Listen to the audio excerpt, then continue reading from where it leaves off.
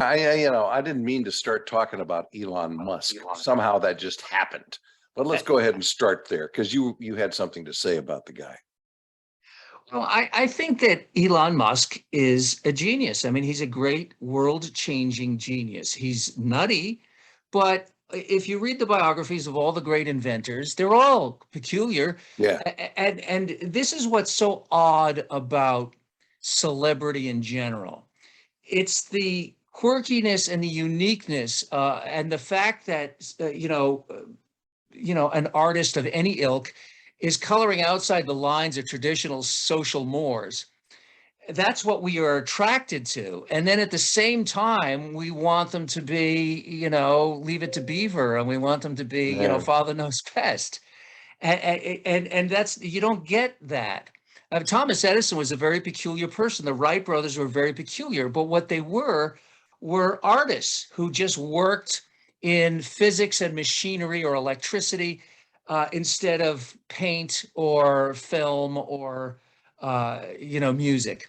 They see the world differently, and Elon Musk is certainly in that category. And forget Tesla and all of the other sidebar stuff. His space program alone is extraordinary. Watch the videos of what he's doing. I mean, those rockets that are landing back on their launch pad look like those 1955 sci-fi movies that we grew up with. I know, you're right. That is amazing. It's like, why couldn't NASA figure out how to do that? Right. Did they even try? And he just lives in a different world. In his head. There's a world inside of his head that is so much more complex than the world that he has to put up with outside when he's taking a break. That's the kind of thing that amazes me. It's true. It was true of Steve Jobs as well. I mean, Steve Jobs was not, banging out code, but what he was doing was he was envisioning new realities, and then he was collecting talented designers and engineers who could bring this, but the vision was his. And that was true for Edison. Edison, in the beginning, was in the lab, and he was testing filaments to make the light bulb work and a lot of other things. But then he became a major entity where he employed hundreds and hundreds, thousands maybe even, of people. And he would say, you know what we could do is we could have a thing that does something like this, and then people would go to work on tasks. It doesn't diminish the accomplishment. The bottom line is the world is completely different post-Edison. It's completely different post-Orville and Wilbur Wright. And it's completely different after splitting the atom, and it'll be completely different with the internet and beyond. Yeah. How do you know all this stuff? That was the thing that always amazed me when I was working with you. Is I would listen to you on the radio, and it's like, how does he know all this stuff? I mean, I'll be honest with you, okay? And I'm not asking you for any opinion, and I'm not even offering an opinion. I also loved Larry Elder, who worked with us on KABC at the time. I thought he was fascinating and really well-spoken, very articulate, powerful, and all that. But he came up with facts and statistics. I just go, come on, you're making that up as you go along. But you always talk about things in broader terms that I just wonder, it's like, hey, you spend your entire life just reading stuff. I do read a lot, but you latch onto the key point, which is broader terms. You see, that's where Larry went wrong. He was being specific, and people can track that down. If you stay in broad terms, I always write it off to heroic unemployment, years of time when I had nothing to do. So I would sit there and I would read. I remember, Dave, this has got to be 25 years ago. I bought a book for 50 cents at a tag sale, totally based on the cover. And the title of the book was A Brief History of Norway. And it was published in 1950. And I remember thumbing through this thing, I'm reading this book, and I remember just like a lightning bolt saying, I may be the only person on planet Earth that is reading this book as we speak. And it's very rare that you have a unique perception where out of 6 billion people, you are the only person engaged in a specific activity. But that gives you an indication of how eclectic and odd my taste could run in terms of reading stuff. And one thing about history, when you read a lot of history, especially American history, because it is a linear progression from George Washington to Joe Biden, it goes all, you can't knock any of them out unless they all build upon each other. Their lives tend to overlap. So as a result, if you read a lot of books, eventually some of it sticks because you've encountered, the greatest hits a number of times. So, if you read one book on something, then it's possible a lot of it flies in one ear and out the other. But if you read a bunch of books in the same general area, then you kind of have the stories crisscross, and some of it stays in the old brain pan. How old are you? I'll be 65 in November. Oh my gosh. That's exactly when my wife, Carol Ann, who you know, is also turning 65. Yeah, And I'm getting all kinds of Social Security and Medicare supplements. So I'm 6 years older than you and wasn't as smart to begin with. I got some bad news for you. All that stuff that you're learning now, that wisdom of age, just as you're getting smart, it starts to fade, and you lose track of it, and you can't find your keys, and you can't find your glasses and all that stuff. Well, that's been happening for years. And Penny, my wife, and I, we sit and we watch Jeopardy when Ken Jennings is hosting. And this is how we play. This is how we play Jeopardy. We go, it's the guy who was in the thing. We saw that thing. You know that guy. Right.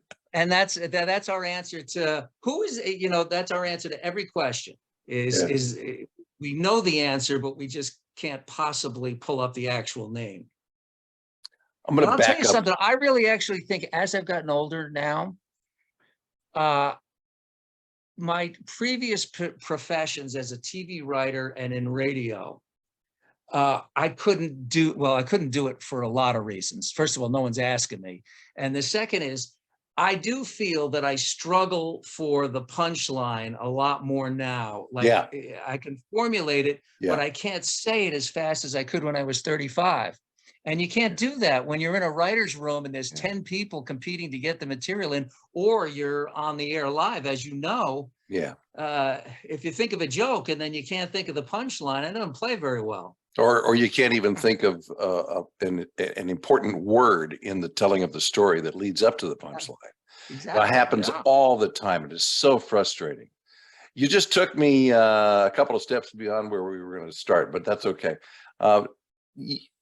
How did you wind up in LA working as a TV writer? That's why you started in New York, is that right? Correct. Yeah. Okay, we'll back up there.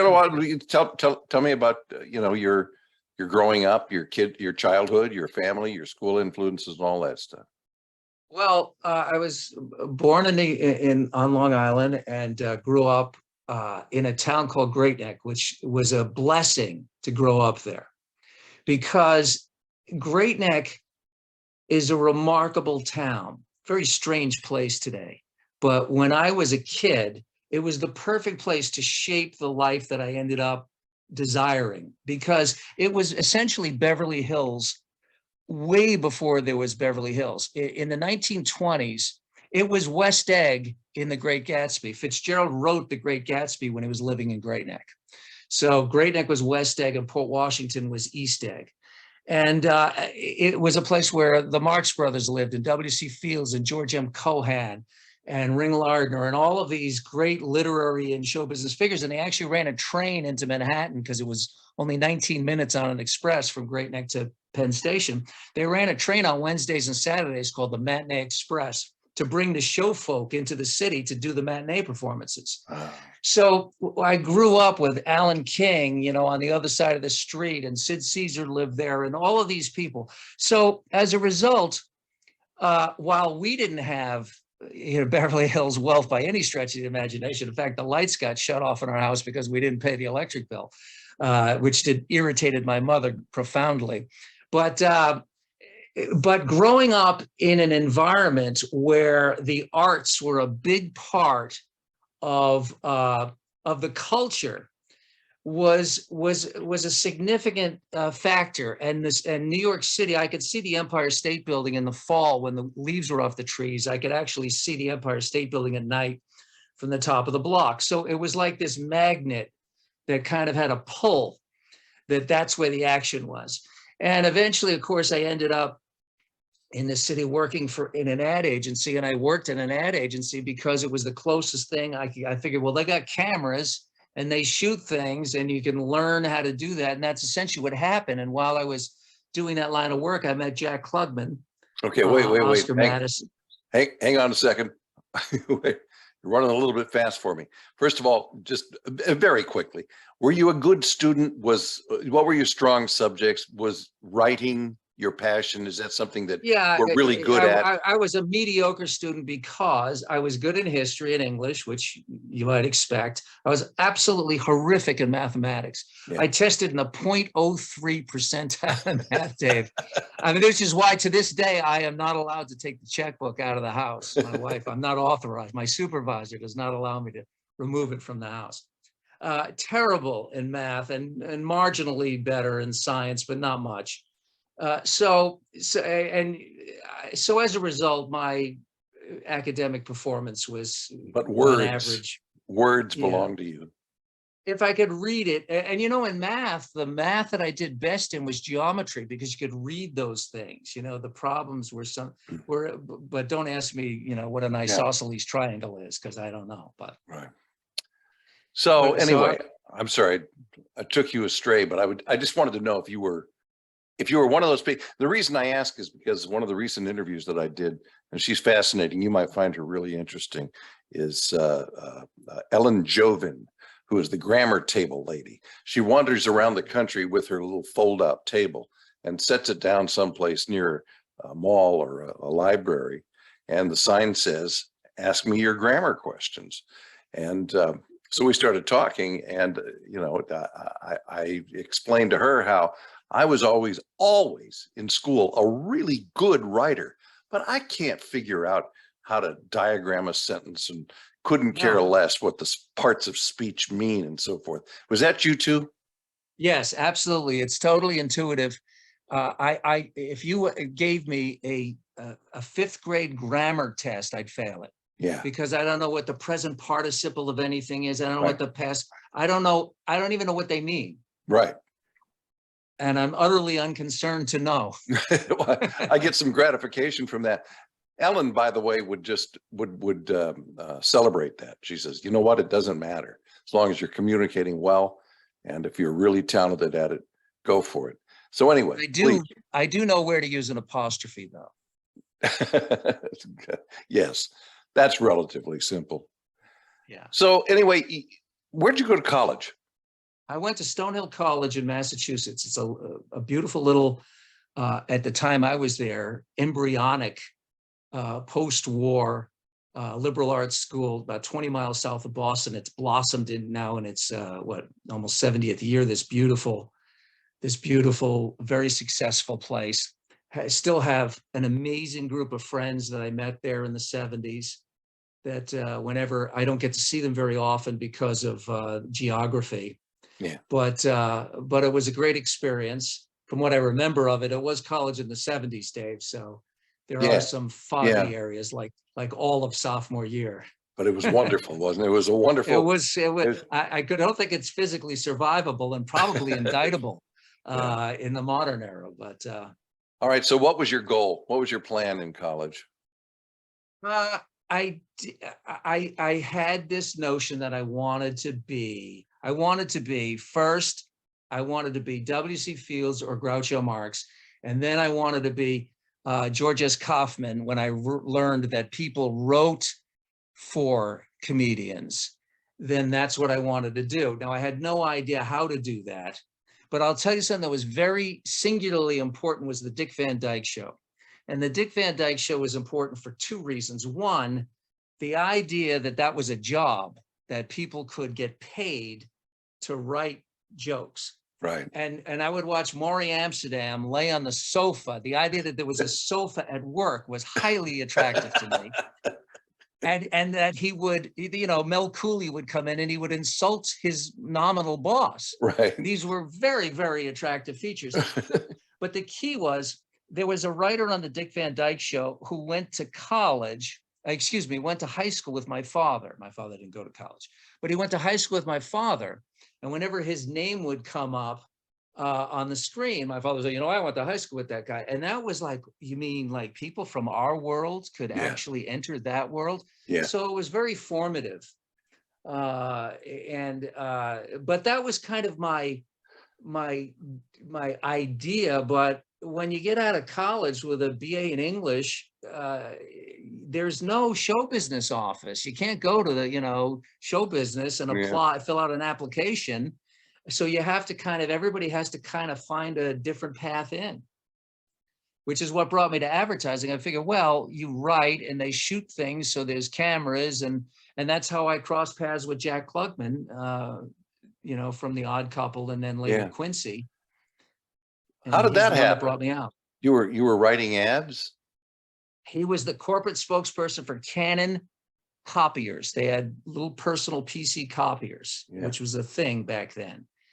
And anytime they haven't improved, by the way. No, all copiers are made to just break. Yeah. But he was the corporate spokesperson, and he would do commercials and personal appearances and sales films that demonstrated the new product. And these films were anywhere from 8 to 30 minutes in some cases. And none of the big time copywriters wanted to do it. They just wanted to do the splashy national TV commercials for their reels. And I said, well, I'll do it. And I ended up, it was basically getting paid to go to film school, because they just give you you could cast actors and you could write the script and then go shoot it. How old were you at this time? I was in my early 20s, so 24, something like that, 25. But Jack would do personal appearances for Canon. And I remember specifically, there was a big meeting down in Cancun, Mexico, and he had to give a speech. So I wrote the speech for him, and it was peppered with, jokes, and it did really well. I mean, he got a lot of laughs, and he was really happy about it. So shortly thereafter, he told me about this show that he was going to do for NBC. Now, I knew I was going to see him again in about 3 or 4 weeks. And together with my friend Paul McDermott, we banged out a pilot script. Having never seen a television script in our lives, we didn't know what the format, we didn't know how to type it, we didn't know anything. But he read it and he liked it. And he says, well, if I sell the show, I'll hire you. And that show did not sell. But I saw a little thing in the paper that Klugman back to NBC with a show called You Again, based on a British series. This was in 1985.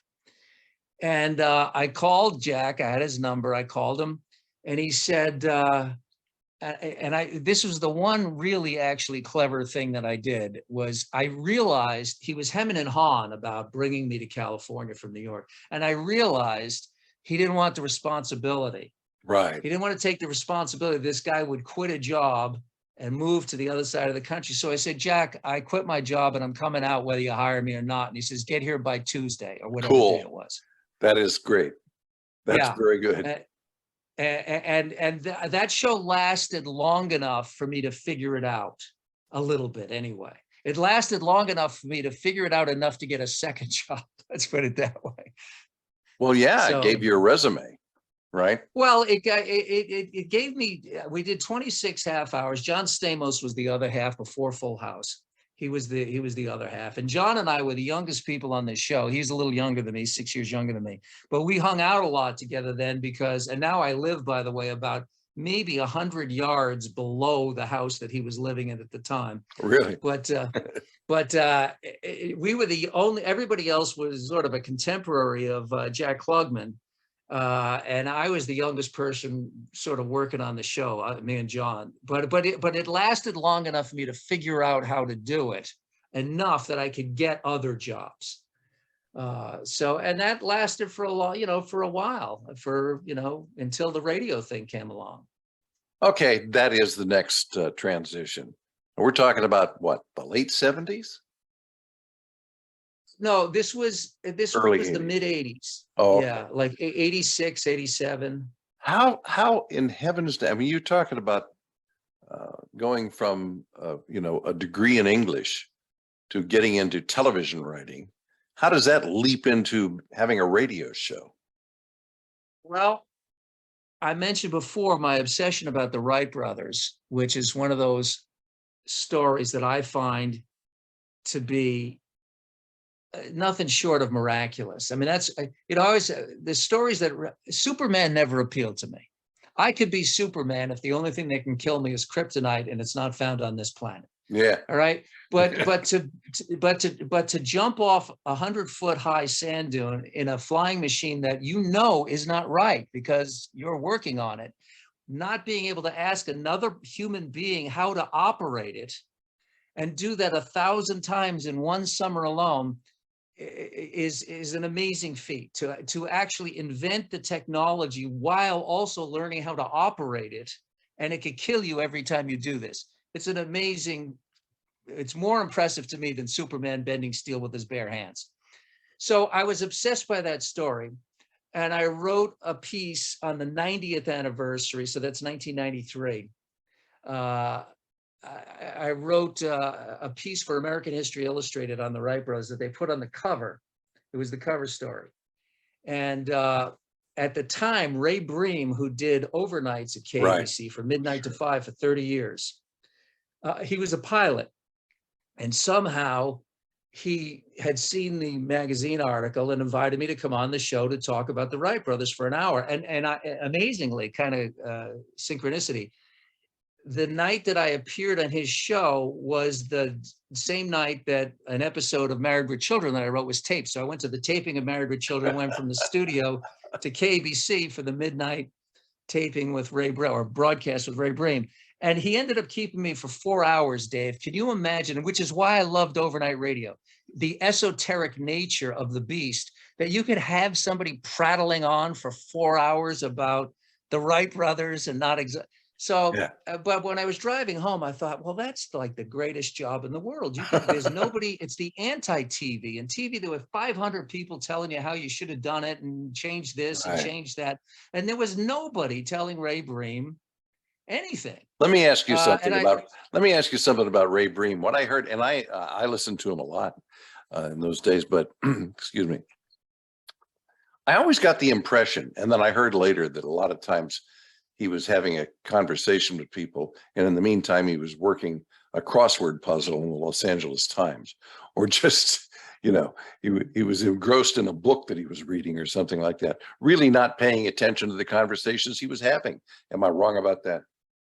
I did not get that impression. I think that was more Ira Fistel, who used to come on before Ray. But Ira had this astonishing ability. Ira was always doing a crossword puzzle or doing something independent of the conversation. But it was like his brain was bifurcated, where he could concentrate on two things. Well, it's kind of like doodling, though. It's just doodling, right? Yeah, that's all it was. It was just some occupation. Whereas what impressed me about Ray Bream, there were a lot of things that impressed me. He was the most, in the day before the internet, and this is very hard to fathom, even for us having, but in the days, he had an AP, he had an AP wire service machine in his house.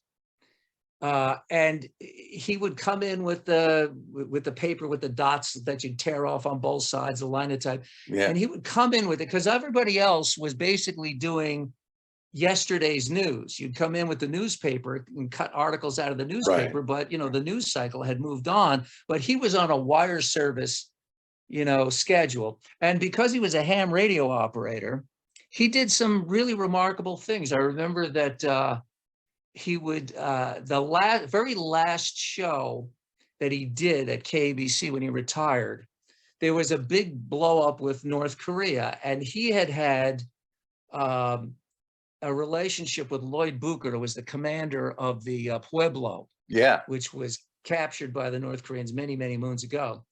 So he would just call up Lloyd Bucher and fold him into the show. And meanwhile, he used to monitor, because he was a ham operator, Radio Pyongyang, and then he would play tapes of this stuff on the air, these English translations, very badly translated by propaganda tapes from North Korea, when it was totally mysterious. And he did the same thing with, he did a simulcast with, what's his name? The Russian journalist who worked with, I'm blanking on his name right now, who worked with, you see, here we go. Here's where the 65-year-old brain doesn't work. That's right. Yeah. But he used to do a simulcast with Moscow. Mhm. And this was profoundly fascinating because nobody else was doing that. Nobody. Well, at the So I time, found it that was he was it seemed impossible, right? I mean, Vladimir Posner. Vladimir Posner was the okay, guy's name. yeah, the Soviet Union at the time, there was no way to have interaction with people there. Right. And there were times where Posner had said things and it would get real quiet and you hear clicking and Ray would say, Vlad, have we gone into an area that could get you in trouble? And he would say things like, I'd rather not discuss that. And they would just shift. So it was kind of, there was always an ominous threat, not for Ray Breen, but on the other side of the line that Posner at the time, and he ended up doing a TV show with Phil Donahue, but it was Ray Breen that brought him to America, really. Wow. It was a fascinating show. I had a similar situation, 1970, I don't know, mid 70s, some point, during the Iran hostage crisis.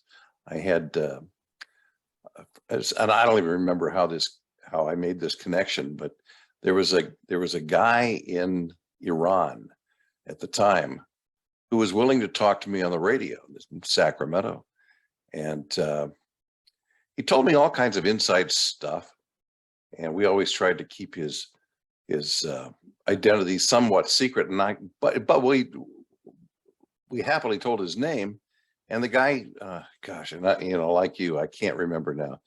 The guy got assassinated. The guy wound up dead, not for talking to me, I'm sure, but those were interesting connections to be able to make that kind of connection in in the world at that point. We don't even think about it now. I mean, the other side of the world. And this is one of my many half-baked theories on why the world is the way it is today. But I do think that the internet eliminated geography, the meaning of geography. Yeah. And although it's 114 out here in Southern California, and it has been for 10 days, so geography has something to do with the way we're living. Yeah. But kids are growing up today playing, video games with friends who are around the world, literally around the world. So they're liberated from the confines of their hometown if their interests take them someplace else.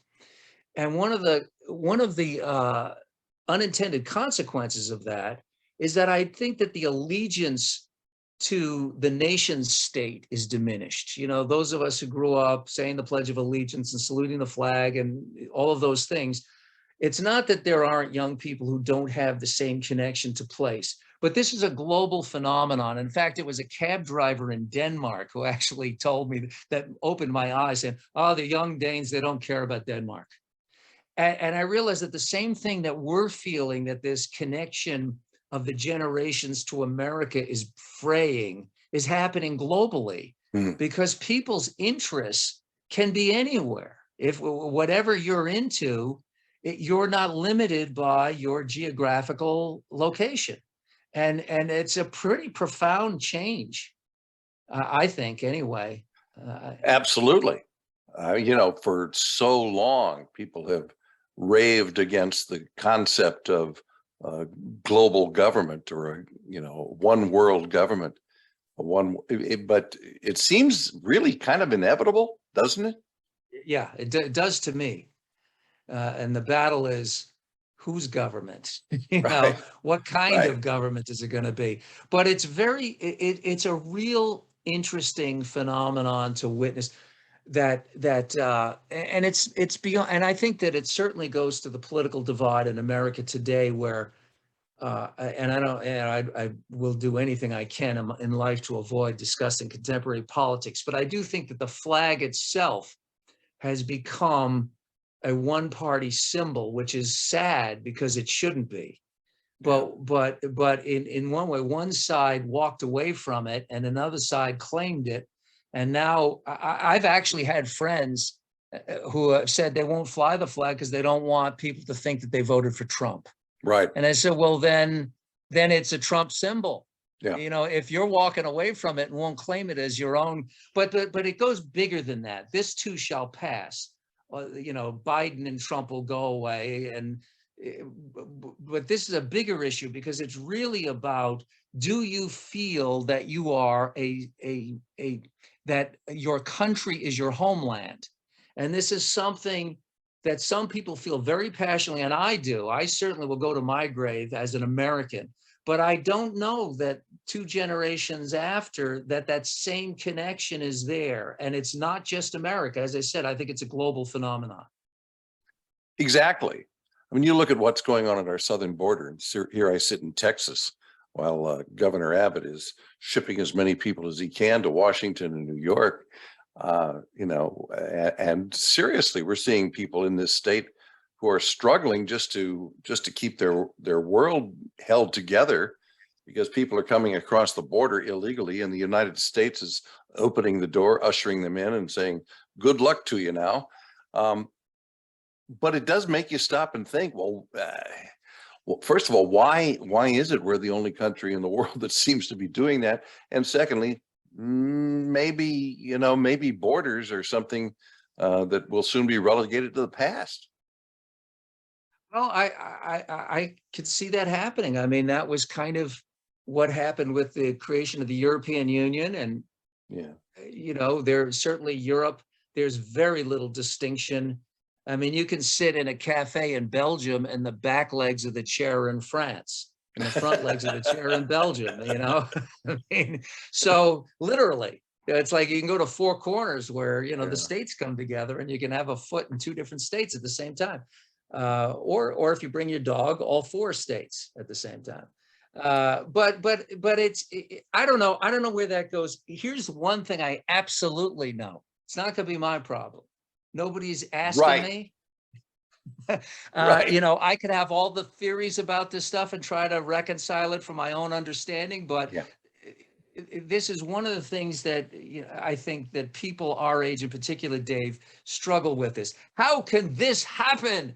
Right. And what are we going to do about it? And the truth is, we're not going to do anything about it, because the young people, it's their future. Yeah. And they will decide. It's their time. They're going to decide. That's right. Yeah. It's your son's time and my son's time and their son's time. And I take a great sense of satisfaction in that. Every morning I wake up and I go into a radio station and I talk about all the crap that's going on in the world, and I offer a lot of opinions, but I walk out of there at 9 o'clock going, man, I'm glad I don't have to think about that anymore today, because it's up to them to figure it out now. I've done my time. Right. And they will figure it out. And Yeah. And some of it is going to be wonderful. Some of it won't be wonderful. And some of it isn't wonderful. They'll have the same But kind of problems we had, but just different problems. Right. And things happen faster. And remember when you were a kid and you went to a record store? You went to a record store to buy the latest Beach Boys 45. Yeah. And they had a thing called a little tiny section called world music. And world music was essentially Brazil 66. Yeah. It was a real whisper thin, maybe a Mantovani record or something like that. It was a very, very whisper tiny section. And now you can go online and you can listen to anything. And the beauty of that is that the cross-pollination of ideas is incredible. The downside of it is we've become kind of a Tower of Babel, where we don't have, and how many times have old disc jockeys talked about, if the Beatles came along today, the Beatles would be a very successful act. They would never have had the cultural reach that they had in a day where everybody's eyes were on the Ed Sullivan Show at the same time, because there was nothing else. It was up against nothing. Apples and oranges. Yeah, it's a totally different world. You can't, yeah, exactly. You're talking about the reach because of the internet and social media and so forth. The Russian people are starting to understand that Putin's incursion into Ukraine was crazy. You can't even keep China out of the internet. As hard as they're trying, they can't stop people from interacting with other parts of the world. And that's wonderful. For all the problems that we have with the internet and social media, it's allowing ordinary people to get to know each other a little bit, at least. Well, it to use the sort of a Time magazine phrase, it democratized everything. Yeah. And some of it is fantastic and some of it is awful, because I mean, at the same time, you know, in our phones, we have basically all the knowledge of mankind in this little device. But, you know, people can also use it if they're a pedophile to Yeah. lure kids into trouble, or terrorists or hate groups or whatever, or to just spread BS, you know, to just, it's Yeah. like just stuff we got to hack our way through. You know, look, you and I have been in the opinion business for a very long time. And I love opinions that are articulated well, but I don't want to drive over a bridge that was built on an opinion. I would like somebody to know how to work a slide rule. And this is where it becomes a problem, because with all of this noise, we still have to have some kind of channel markers to run a country of the size of a continent with 1/3 billion people. Right. And that's where consensus is very difficult in an age where people have their own facts, where people just believe not just a different opinion, they don't agree that 2 + 2 = 4 in many cases. Right. And that makes it really hard. I I am hopeful, really optimistic that things like Facebook and Twitter is as much evidence as there is to the contrary. I am kind of think that even people who have always been, you know, encased in concrete as far as their opinions and their beliefs are concerned, and their values are even starting to open their minds a little bit, and starting to wonder if all this crap that they read isn't only partly true, if that, and start to learn to, you know, Google for yourself, you know, go looking for other sources of information and see how much of this is true. You know, open up your mind, have a little conversation, because at this point we're still in the early stages, and it's just like, yeah, well, you're full of shit. No, yeah, well, you're full of shit. But I think that's going to ease up a little bit as as we all get a little bit tired of it. I, I I believe you might be right. And here's my analogy. When cable television showed up for the first time, there was a period of about 3 years, whereas people got home box office when they started, and they were staying up all night, and there were breasts on TV, and people were watching it. They were stumbling into work at, you know, bleary eyed because they had, you know, the local station hadn't played the national anthem and gone off the air at midnight. Right. Or after Johnny Carson. And then eventually it got incorporated into the ebb and flow of your life in a proper proportion. And maybe that will happen, but there is something about, we've always had crazy people who spouted crazy stuff Sure. across the political spectrum. The difference is it's relentless. It's 24/7. It's on Christmas morning, you can be enraged because you read something that someone posted. And that's where, as a human being, we have to, we cannot live our lives at the speed of the internet. It's physically, we are biologically incapable of doing that. And we are subjected to a tremendous amount of outright lies, and then just people who have things wrong. And that's where it's corrosive. Hannah Arnott said famously years ago that the result of being lied to constantly is that you believe the lies. It's that you believe nothing. And at some point, we have to believe in something. Otherwise, how do we interact with each other? Yeah. And that's why I think we see smaller and smaller communities in the internet. You can find, I have all kinds of obscure interests, esoteric interests. Like I showed you my Dallas Chaparral's ABA t-shirt. Yeah. I love the old ABA. I was a huge fan of the ABA, the American Basketball Association, from 1960 with the red, white, and blue ball before Dr. J. And well, I can go online and I can wallow in film clips and people trading stories. And I went to the 50th reunion in Indianapolis in 2018, and it was just a blast. But if that's what you want to do, you can retreat into your interests and never be subjected to anything else. Yeah. And that's the risk. And that's where I think the divisiveness is, you know, people who just want to hit the I hate Trump button or the I love Trump button and dismiss everything else. Well, how do we get past this then? How do we get to, because we got multiple time zones and a lot of people, and we got to have an air grid. And we got to have air traffic control system. We have to have things that we all use. Right.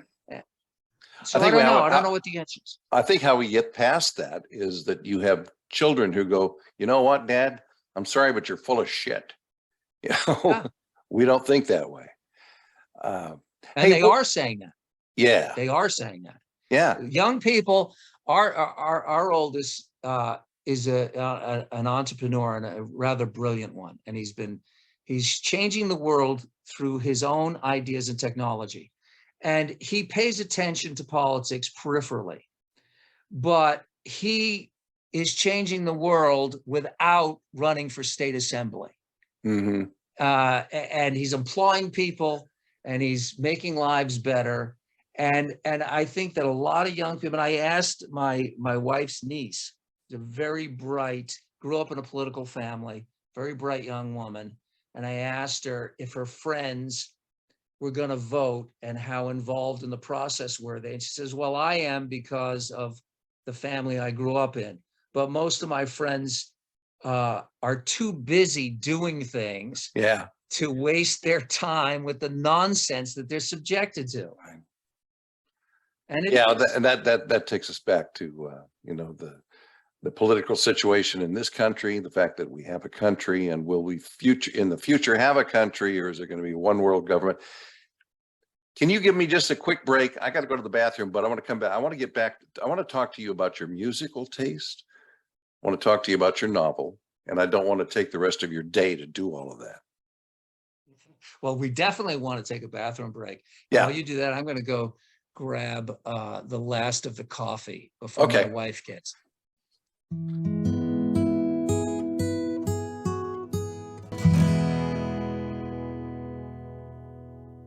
It's that coffee that made me need the bathroom break. Yeah, and it will certainly hit me. There's no question. I'm just looking at my notes here. May I jump in real quick to ask you a few things? Yeah, please. I just would like to go on record as saying what a wonderful experience it was working with you for the years that we had together. Oh my God. And that because you were a wonderful writer yourself, one of the things that you did better than anybody I've ever worked with by a country mile is you're the best writer of kicker stories that I've ever read. And it's a natural flair for comedy writing, that you know how to boil that down so that only the essential words are there and it makes the kickers kick. And it's a great talent. It really is. And it was just fun. We never had an unpleasant moment on that show. Thank you so much for saying that. It is actually what I think I do best. There's just not a great market for writing kickers. I know, but they on a morning show, they where the news is often very heavy, to have that as one of the tools in the toolbox is a blessing, especially for a morning show, because otherwise people want to run the hose from the exhaust pipe into their bedrooms and just, they have to start their day every day with just horrible grimness. Right. Let me ask you about your transition then out of radio. How did that happen and why? And my current situation is, and I'm still employed at KLIF in Dallas. I'm 71 years old, still doing a morning show, mainly because they keep paying me and they don't tell me what to do. And what I do is, radio. This could change everything I just said, but radio is a dying, if not dead, technology. And the clutter in radio is what drove me to want to do podcast and be able to have conversations with people without any kind of interruption. It's like the example I always give people when I'm talking to them about podcasting as opposed to radio is like, you and I just had a 6-minute conversation. I ran over by a minute and a half because I need to take a break. So I need to say, okay, well, you know what? We've been talking with the Lord Jesus Christ. Boy, it was a great opportunity and a great pleasure to be talking with you, Jesus. Wish we had more time, but we got to stop for traffic. Right. So I don't know. How and why did you move on from radio? Well, I did for a couple of reasons. Once I turned 60, I really started to think, how much more time do I have where I am viable in any area of life? Uh, Yeah, 60 and will do that to you. Yeah, and that had a lot to do with it. What also had a lot to do with was the political rancor in the country had gotten to the point where uh, I didn't feel like we were accomplishing any. I was personally accomplishing anything, and because I was a lifelong Republican who wanted to talk about the border and all these issues I talked about endlessly, but I didn't like Donald Trump. I didn't like him personally, and I didn't like what he represented. His assault on, to me, the foundational institutions of the country. Yeah. And that put me out of sync with our audience, because the talk radio audience, as you know, is dominated by right-leaning people, which is fine, except they as an audience have a right to hear what they want to hear. Mhm. We are entertainers, despite what the fact that the material we work with sometimes may be ripped from the headlines, which is an antiquated phrase, by the way, because nobody's ripping headlines anymore in the digital age. So I think that my contract was up, and I had other things that I do want to do and did want to do, principally the novel that we'll talk about in a bit. And I thought, I really don't fit this anymore. It's not a great fit. And I think that they would have had to have replaced me, if not that year, within the next year or so. Mhm. Because the bottom line is, in AM talk radio, you're either on the Trump train or you're not. Yeah. So, I mean, that's just the way it is. So I just thought, I've had a great KBC in Los Angeles, are fabulous to me. We put a kid through college. We've lived our lives. It made a lot of things possible for us. I worked with great people. Why be bitter about it? Just pull the plug on it. Just say, look, at the end of 2018, it's the midterm elections are over. We're steaming towards another.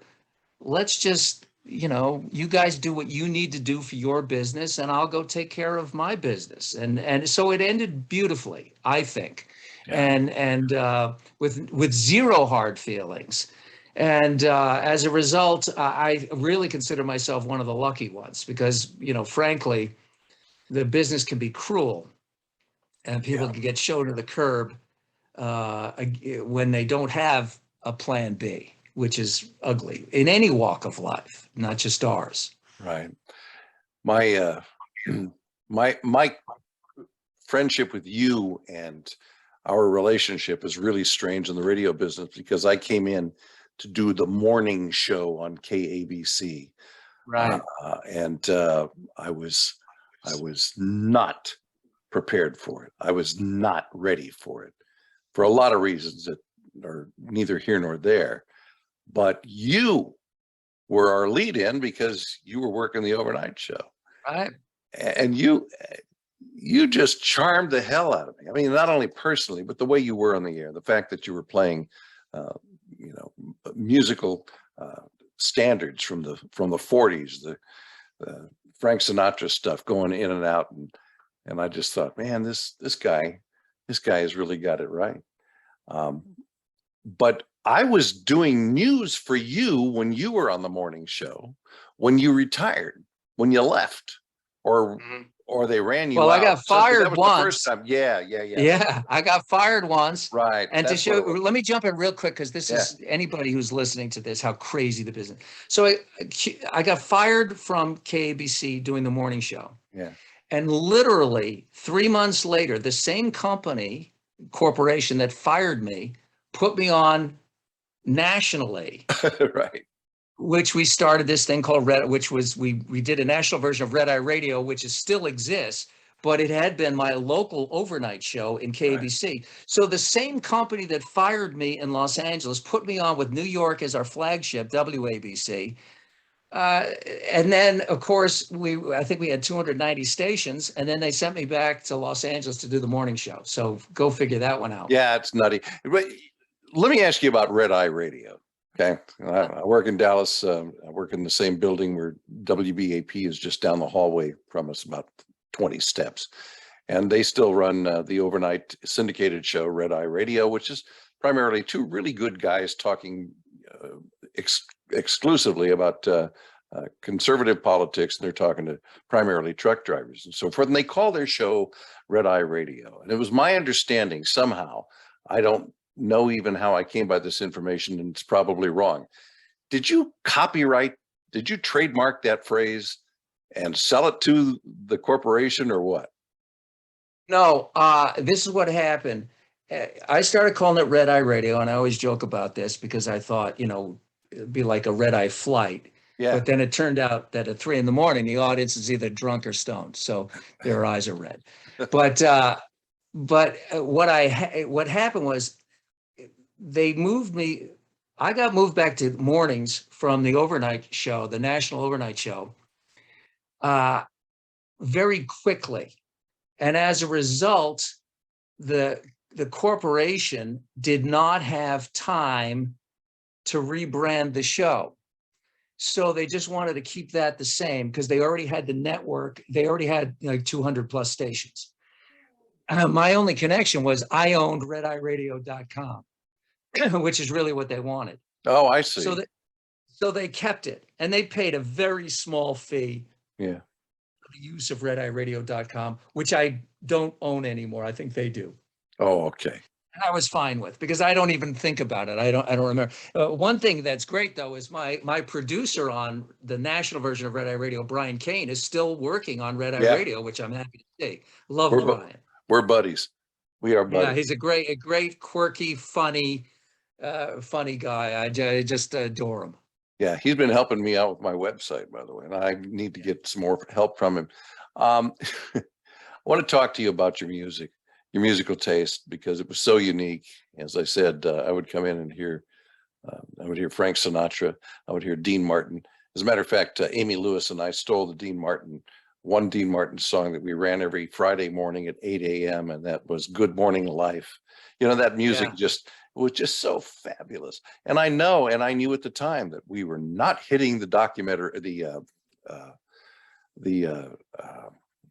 target demographic by playing that stuff. You were doing it over in the overnight because you loved it, and that was fine. And probably most of the people who were listening to you were, as you said, either drunk or stoned, or maybe just old and they couldn't sleep. But your taste seems to have always run in that direction toward the older music, and especially the jazz classics. You did the Jack Sheldon documentary. I remember you playing music by and talking with people like Lorraine Feather and Tierney Sutton. Talk about your music a little bit. Well, I was a talk show host who played too much music. And every program director would say, would you stop playing that stuff? And but here's the thing. It was just one of the things that I felt was I have a passion for it. And I believe that enthusiasm is contagious. And in the overnight show, because the show, we would talk about everything and anything. We didn't have really topics, except for rare instances. If I had an in-studio guest, well, we'd talk about that for an hour. But we could literally change topics from call to call. And the music was a buffer zone that helped deflate anger. There's no reason in the world. I don't have Yasser Arafat on line 3. We're not going to solve the Israeli-Palestinian conflict at 2:20 on a Tuesday, right?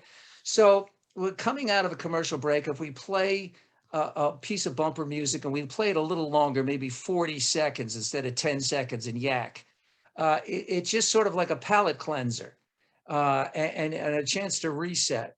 And as it turns out, Dave, I found that it was without question the most popular part of the show. There's no question about it.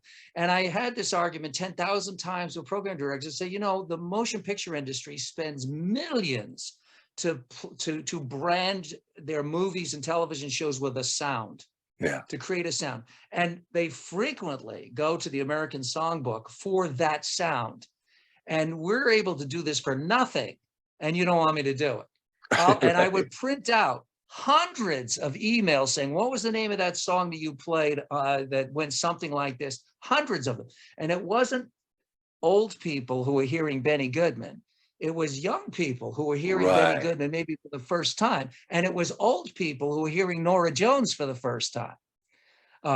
So it went in both directions.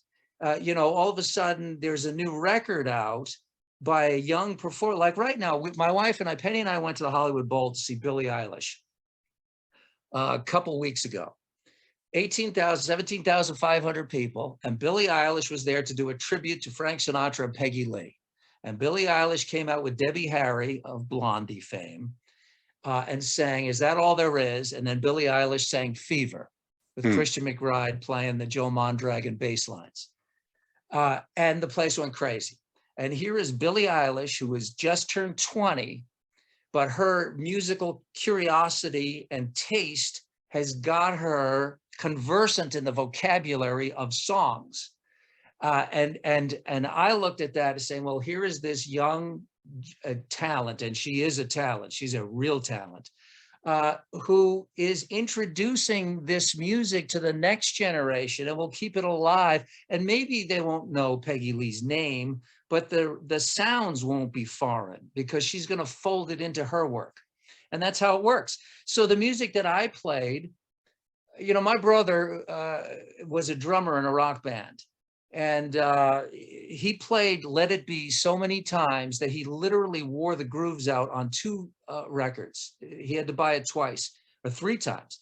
He wore it out. And to this day, if Hey Jude comes on, I love the Beatles, but if Hey Jude comes on, I break out in hives because it's just like I start confessing to crimes I didn't even commit, So, and I don't know why. And I think it came out of my interest in it came out of, again, going back to the Marx Brothers and the fact that Irving Berlin wrote songs for their Broadway shows. And the Gershwins were in that orbit. So I started when everybody else was listening to rock, it was foreign to me. I was listening to the wrong stuff at the wrong time.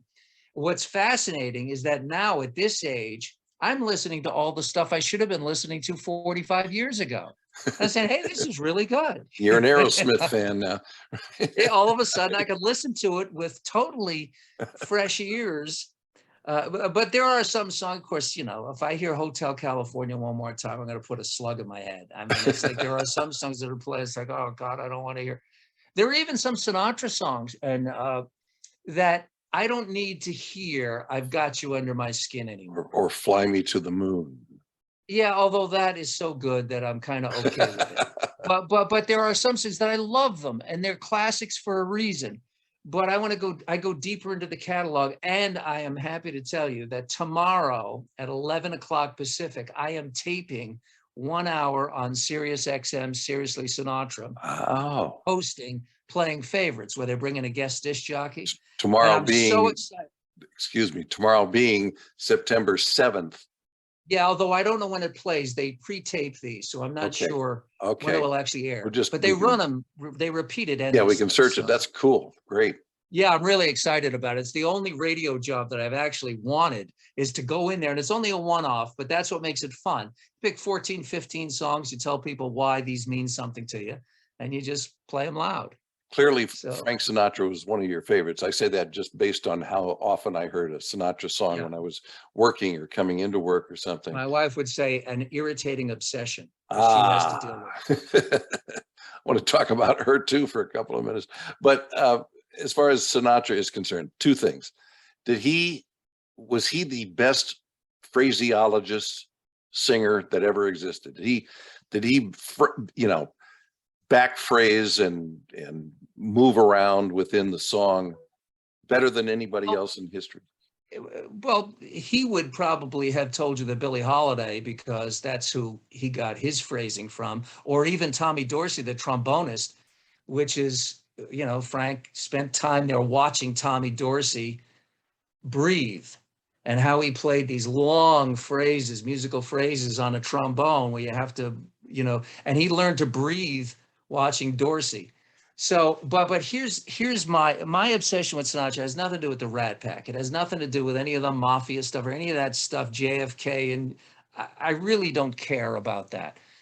what I love about him is that he set the standard for standards. It's not just the vocal ability when he was in his prime, the 50s into the 60s, the mid to late, you can even say late 60s. I mean, he made that Joe Beam album in 67. It's a masterpiece. And introduced bossa nova largely to to the Northern Hemisphere. But it's not just his singing, it's his vision. We were talking earlier about Steve Jobs or the Edison might have an idea and then go get people to execute that idea. Well, that was Frank Sinatra. Frank Sinatra totally controlled his work. So he picked the songs that he would sing. He would pick the arrangers and what tempos and what this is going to be a song with strings, and this is going to be a song with dueling brass, and this is going to be his own producer. Well, he had producers, but nobody produced him better than he did. Yeah. And I had the pleasure of meeting a lot of his sidemen, including some real important ones like Bill Miller, who was his pianist for 50 years. And I asked him one time, I said, when you left a session, like where you're recording One for My Baby, and that's Bill on the piano, and I said, did you know that you were recording something that was a piece of essentially classical music, something that would outlive all of us? And he says, no, it was more like the clams, which is a musician term for a bad note. He goes, sometimes we'd leave after doing something that wasn't very, and we said, well, the world didn't need that. But if you look at the catalog of Frank Sinatra, there's very few Winchester cathedrals. There's very few Mama Will Bark. And in fact, the ones that are dreadful, I actually have great affection for, because, he took a swing at something and it's just terrible, but there's so few of them. And that's what amazes me, because you listen to the Billy May arrangements, or the Nelson Riddle arrangements, or you go and get Sinatra and Strings, 1961, arranged by Don Costa, and listen to every track, but specifically Come Rain or Come Shine. And it is an incredible masterpiece. And you think that was on jukeboxes. That was something people would put a quarter in on a jukebox in a bar. That was popular music, 1961. And it's astonishing musicianship. You and Penny put together the Jack Sheldon documentary. Yeah. First of all, it came out on DVD. Is it still available? Streamable online, something like that. Thank you for that. Yeah, it's still, believe it or not, there are people who still buy DVDs. Not a lot of them, but it's on Amazon. They're trying to get good. The Jazz Odyssey of Jack Sheldon. And for younger people, Jack Sheldon was the voice of Schoolhouse Rock. He's singing Conjunction Junction and I'm Just a Bill. Fascinating guy who was one of the world's great trumpet players, literally one of them, played with everybody. And he played, with Tom Waits and Crystal Gale on the soundtrack to the movie what was the name of that? From the Heart, the Coppola picture, a beautiful soundtrack. He started Benny Goodman, from Benny Goodman to, played with basically everybody. And he was a TV actor and a movie actor as well. Yeah, he had his own TV series called Run Buddy Run in the 60s, done by the same people who did Get Smart, and was in 40 or 50 movies. But as a singer and trumpet player, he was astonishingly gifted, especially as a trumpet player, and wildly, recklessly, dangerously funny. Opened for Lenny Bruce for 6 years. He was Lenny Bruce's backup band. So there's a lot of stories that can't be repeated, even on a podcast. They're so But so we decided one day, let's point a camera at him and tell his story. And you can get a digital download on Vimeo, by the way, because now a lot of people, they not only don't want a DVD, they don't own a DVD player, and the computer doesn't even have a slot for a DVD. Right. But we made it in 2008, and it was a great experience. We got to meet all these incredible people, besides the Clint Eastwoods and the Billy Crystals who were in it. But I mean, these musical giants like, Johnny Mandel, who wrote the theme to MASH and wrote The Shadow of Your Smile. And just astonishing musicians. So it was a great pleasure doing that. And by the way, I can't play a note of anything. which is another reason why I had such passion for it, Dave, because I realized that somebody's got to be in the audience. And I had this little radio platform, and the radio platform allowed me the opportunity to both meet people who could be in the documentary and also to pay for it because, but it was wonderful because, we knew enough about cameras from having worked in television for long enough that we were able to know how to do it, at least but if you look at it, it's in 4:3 aspect ratio. We didn't know about letterbox. We didn't even think about it. It's not in an HD, but it still sells. We ship, 5 or 6 copies a month. Somebody clicks and I have to go to the post office and mail a DVD, and, the downloads go out. So it's still out there. Again, that's called Trying to Get Good. The Jazz Odyssey of Jack Sheldon. Glorious. I'm curious about the cover art where he's underwater playing the trumpet, and there are very young children scrambling toward him underwater. What is that all about? Well, Jack's mother was the pioneer of teaching babies to swim, and she had a very famous swim school in Hollywood called the Jen Love Swim Academy on Hollywood Boulevard in Western. And she was very savvy, Jen Love, and she built the pool. And one wall had portholes, and so the parents could watch their kids underwater, like kind of being in an aquarium. And the residual benefit of it was that when Hollywood needed to shoot a pool scene, they would rent the location because they would put the cameras through the portholes and shoot underwater without putting the camera in the water. Sure. It was also, by the way, the first integrated pool in Los Angeles. Really? They taught Nat King Cole's kids to swim there because all the Hollywood stars it's a very kind of interesting showbiz story. When Lou Costello's son drowned in a terrible swimming pool accident in the late 40s, all the movie stars who had swimming pools wanted their kids to know how to swim. And Jen Lovin was teaching all regular folks, but a lot of movies, including Ronald Reagan's kids. I think both Patty Davis and Ronald Reagan Jr. were taught to swim at the swim school. But Natalie Cole learned to swim and Jack taught there as a young man. He was a champion diver when he wasn't, 300 pounds. And he taught there and was playing the trumpet. And it was just blocks away from Capitol Records. And Dave Cavanaugh, who was the guy who signed Frank Sinatra to Capitol Records, had heard that there's this trumpet player who teaches swimming right nearby. So he sent Jack Marshall over to hear him. And Jack Marshall said, no, he's good. You should get him. And that's kind of how we started getting record deals. And then everything grew from there. So that's why that cover picture was shot in about 25 years before Nirvana had their cover of Baby in the Water. Right. They shot it in the swimming pool that his mom owned. Wow. Yeah. That's a great story. I want to apologize to Penny. I know that Carol Ann and I had a wonderful time one evening. We went out to dinner with you and Penny, and just had a great time. And we came home saying, "Oh, we've got to spend time with them again," and we never have. We left. We moved. But she's a delightful person. She's also somebody that people have seen on TV and in movies, Penny Pizer. And I would just like to ask you a little bit about her and how I remember listening to you doing the overnight show at times when I was driving into work, probably at KNX at that point. And you would talk to her on the air. And it's like she's up in the middle of the night and talking to you too. It was before you got married. What do you want to share about your relationship with Penny Pizer? Well, one is it survived me talking about her on the air because I would say inevitably she mostly slept through the night, and she loved me being on the air because when I was on the air she could turn me off, whereas at home I was stuck with it. But invariably she would wake up in the middle of the night, turn the radio on, and I would be saying something outrageously untrue about her. I mean, slanderously untrue about, boozing it up or something. And then she would call in to say, wait 1 second, Charlie.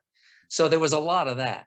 But she, has been an actress for many, many years, continues to act, as she says, when they let me, and was in a couple of very famous, All the President's Men was her first feature film, with Dustin, scene with Dustin Hoffman, and The In-Laws with Alan Arkin and Peter Falk, and she did a picture with Charles Bronson, and she worked a lot, and television series. And of late, which is very exciting, this sounds strange. She took a Shakespeare class a bunch of years ago, and and one of the assignments of the class was to write a sonnet in the Shakespearean format of iambic pentameter. And she was very good at it, and she just kept doing it. Has written over 500 of them, and it's called Sonnets from Suburbia, and it's all about contemporary our life, like getting patted down at the TSA, or the price of gas, or the kid that's kicking the seat and singing Itsy Bitsy Spider on a 5-hour flight, and the parents never shut them up. But it's done in the Shakespearean format in iambic pentameter. So she turned this into both a book, which will be out at the end of this year, we're very excited about, and also kind of a stage performance piece where she has the Elizabethan costume, but she's wearing New Balance shoes and sunglasses. I've seen some of that. That wound up online somehow, somewhere. Yes, yeah, we posted a bunch of them. So she's been very busy doing that, and still goes out on auditions and does shows, television shows, and as she says, when they let her. The acting profession, people have no idea how hard that life is. How did you meet? We met on the air. I was filling in for Toon Conway Jr. over at KLSX when they were at a talk station with Doug Steckler, who had been my writing partner for a number of years. And Penny Pfizer was booked as a guest. And she had no idea who I was, but I knew who she was because my brother went to Colgate University with her brother. So I knew that Jim Pizer's, by the way, Jim Pizer is the Secretary of Education for Massachusetts right now. Oh, really? But it's a high bar family, by the way, there's no lazy people in that Pizer family. But she was booked as a guest, and I knew who she was. I had seen her in All the President's Men and The In-Laws, which every comedy writer in the world has seen 500 times because it's genius. It was genius, Absolutely one of the great comedies ever made. And we actually ended up with Alan Arkin doing an acting class in our living room one time, which was a whole other experience. But so I knew who she was, but she didn't know who I was. But we literally have a tape of us meeting. Our paths had never crossed. When I was writing in the TV business, I was mostly working half hours, and she had done the Tony Randall show as Tony Randall's daughter. But Ken Levine actually worked with her, our buddy Ken Levine. But our paths didn't cross until that night at KLSX. And Ken Levine is my next interview. Oh, great. I'm talking with him tomorrow, as a matter of fact. Oh, that's fun. That's fun. Yeah. All right. One final thing I want to know about is that is your novel. I know that you've been working on it. Don't know anything about it. I know now by looking on your website that it comes out in July of 2023. There's an actual specific date, I guess. Yes. Always amazes me how long it takes them to put books together. But it's called. And this has been. Yeah, actually, I've only literally, you're the first person I've been able to talk to. Publishers control everything in terms of release and all that.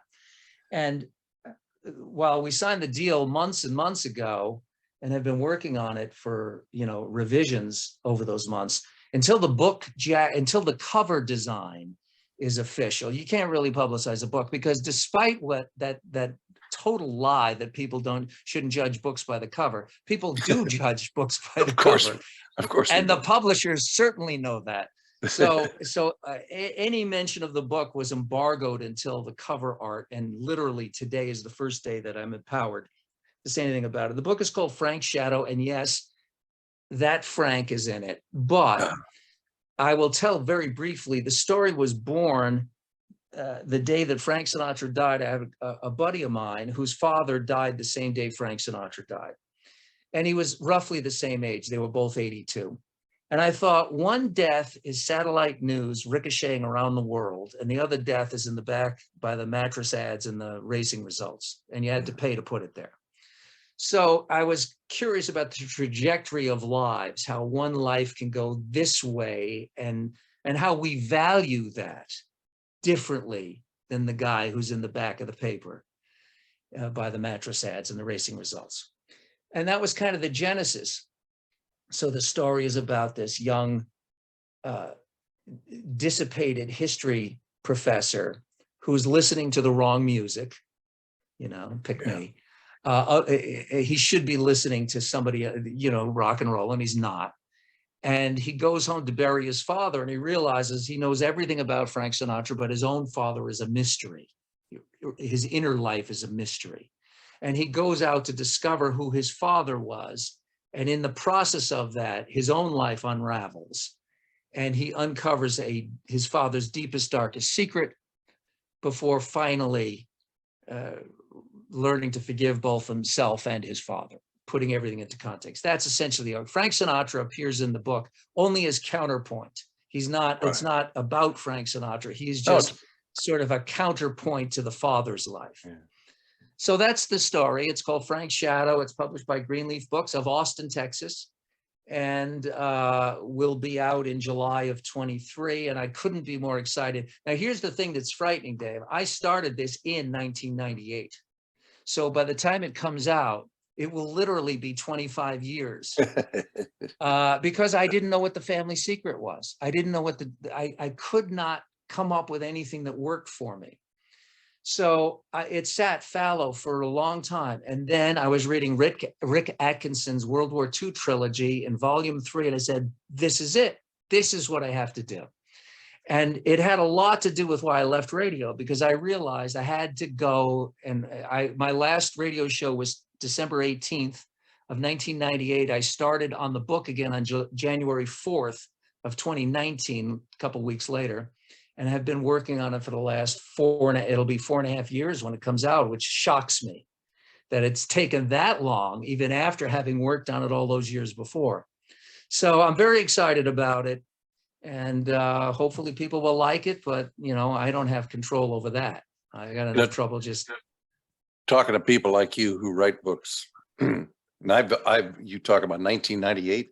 I started a novel in 1988 that I still have in the drawer, and I still poke at it once in a while. And the thing is that I don't have the actual training. I didn't go to any schooling or anything like that. Well, there's no training for it. I string words together really well. I string the words together. I'm really good at dialogue, but I'm horrible at plot. And it is the problem is that is such a torturous process, because as much as you can love the act of writing, there's nobody there to help you, to spur you on, to tell you you're doing great, to make you feel like anybody would be interested whatsoever in what you're doing. And eventually you get to a point where you're just wasting your time, or you feel that way anyway. And I guess you definitely feel that way. There's no question about it. You definitely feel that way. And look, everybody who's ever tried to do this has had the same feelings. But here's what I learned. I learned a lot about writing doing this. And it's all a progression. I mean, you go from writing jokes, literally a one-line joke, to little sketches, to maybe a half-hour sitcom script. Then you learn how to write a feature film that maybe is 108 pages. And then maybe you start with short stories, which I really didn't do. But I always like Jimmy Breslin talked about it. He goes, well, movies are easy. You only have to write in the middle of the page. But a book, you got to go all the way across the page. The thing is, there's a difference between, I don't think you should get obsessed. Anybody should get obsessed over plot, because there's a difference between plot and story. I mean, a plot, for instance, is a queen kills a king. That's a plot. But a story is a queen kills a king who she loves more than anything in the world. Yeah. Now that's a story. It's about people. Well, why would she do that? What drove her to kill the person that now you've got a whole other, it's not just this happens and that happens and this happens and that happens. And you can write a book with just the atmosphere, with the observations, with the feelings. but you still have to have a beginning, a middle, and an end. The Ideally, end can yes, get it does help. sketchy. It does help, but for my book, I never worried about how I was getting out of it. I couldn't get to the end because I didn't have a compelling family secret. And I tried for years, and everything was a square peg in a round hole. I was stealing ideas that I had seen before, and maybe I've stolen this one too. It's just that I don't remember ever having seen it used in any context, and that really excited me. And once I had that, I couldn't wait to get back to doing it because I felt I know how to do this now. I have, and now of course I learned over the last 4.5 years there were a whole bunch of other things that needed to be done too, but that was the biggie. And once that you have that moment, it doesn't happen that often when you say, oh, I actually am in control of this now. So is this what you want to do now? What's next? I don't know. Given how hard this was and how long this took, my next one, I would be 90 on this time frame. Yeah. So I have to learn how to do it faster if this is going to be a regular activity. But I've got there's an awful lot that's got to go between now and launching the book. And, I'll be calling you saying, hey, we could do this again, Dave, next July. I love to. Yeah. So, but seriously, I don't know. I mean, you're coming up on 65. You got a lot of time left. What are you doing? What are you doing on a daily basis, and where are you going next? Well, what I'm doing is I'm writing, and I play a lot of old man softball. I broke my finger, had hand surgery. Now I can't bend my fingers anymore. I can't make a fist on my right hand anymore. Oh gosh, these fingers don't close. That stuff migrates down to the center of your body and below. Yeah. So we got grandchildren, which is a joy, and so we got all those good things. And I've got the newspaper column that I still do every week for the Southern California News Group, the LA Daily News. New York, I'm sorry, Los Angeles Daily News, and it's and the Orange County Register, yeah. And it's an excellent column. Look it up. Oh, okay. Thanks. And